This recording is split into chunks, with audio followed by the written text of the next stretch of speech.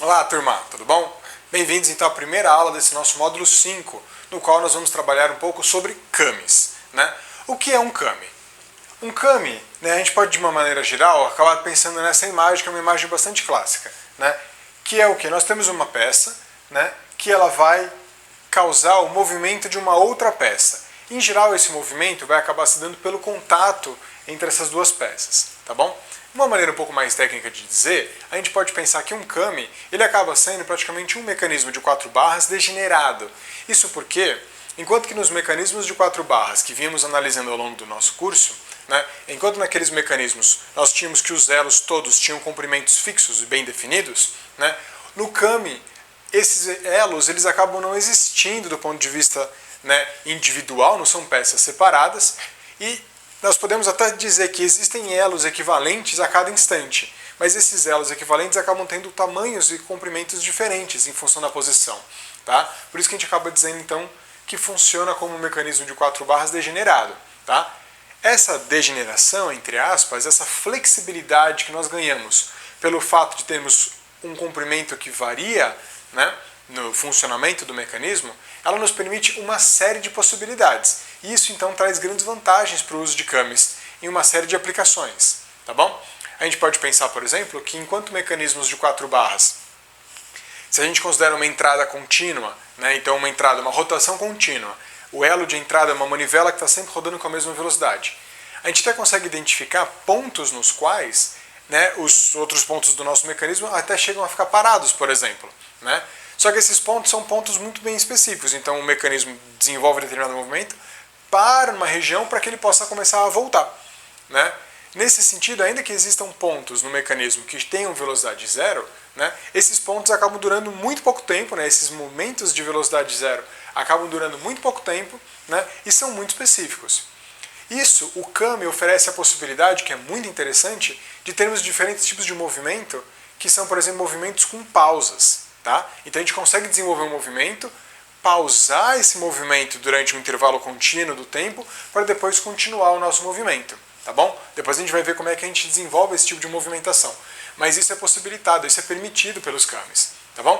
Eu vou deixar aqui do lado uma foto de um exemplo de camis. Os camis, como a gente pode ver nessa imagem, eles são muito usados em controles de válvulas automotivas. Tá bom? A gente consegue ligar o eixo que controla os camis, né, na próprio motor. Então, conforme o pistão está rodando e a árvore que vai transmitir todo esse movimento está funcionando, ela está rodando, a gente consegue vincular esse movimento com o próprio movimento de abertura e fechamento das válvulas. Então essas válvulas elas vão abrir, elas ficam um tempo abertas e depois elas recuam.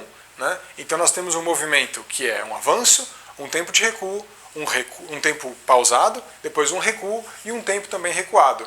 Né? Então nós temos esses 4 tipos de movimento e isso seria muito complicado de implementarmos do ponto de vista com mecanismos de 4 barras. Né? Nós também poderíamos ter atuadores individuais que fariam o cami acelerar, parar e voltar. Só que isso dificultaria o nosso projeto e faria com que ele também fosse muito mais caro e menos nesse sentido confiável, porque a gente poderia ter problemas individuais em cada um deles. O cami, nesse sentido, ele acaba sendo uma opção muito interessante para resolver esse tipo de problema. Isso porque com o único controle que a gente vai ter associado, então, no caso do carro, né, do controle de válvulas, com um único movimento, que é o movimento de rotação do próprio eixo do motor, né, nós conseguimos controlar a abertura e fechamento de todas as válvulas desse motor. Tudo bem? E isso de uma maneira bastante confiável, bastante robusta, que vai ser através, então, dos camis. Tudo bem?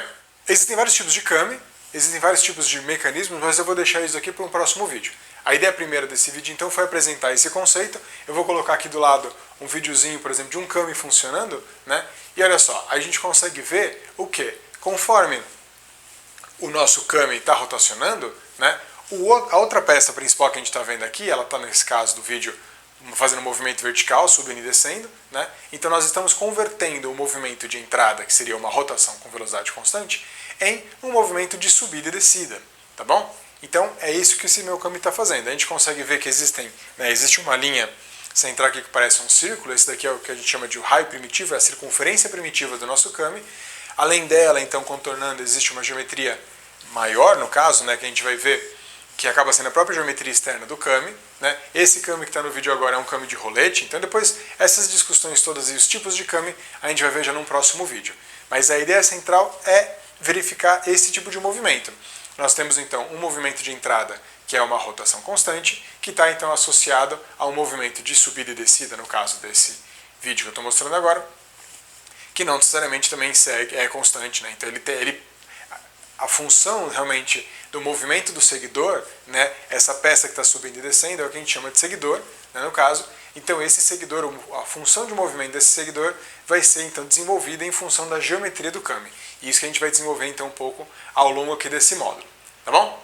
Bem, em poucas palavras e também visando deixar o vídeo bem objetivo, isso é um kami. Essa é a ideia principal de um kami. E a gente vai ver então nos próximos vídeos alguns tipos de... No próximo vídeo a gente vai ver tipos de kami, algumas ideias que a gente vai ver com relação aos tipos de seguidor e os próprios tipos de movimento. E por fim a gente vai começar a entrar um pouco mais na discussão do projeto dessa geometria do kami, então envolvendo o que a gente chama das curvas de posição, velocidade, aceleração e também pulso. Tá bom? Ficamos por aqui. Qualquer dúvida deixa um comentário aqui embaixo, me escreve e vamos então para os próximos vídeos. Vejo vocês lá. Até mais.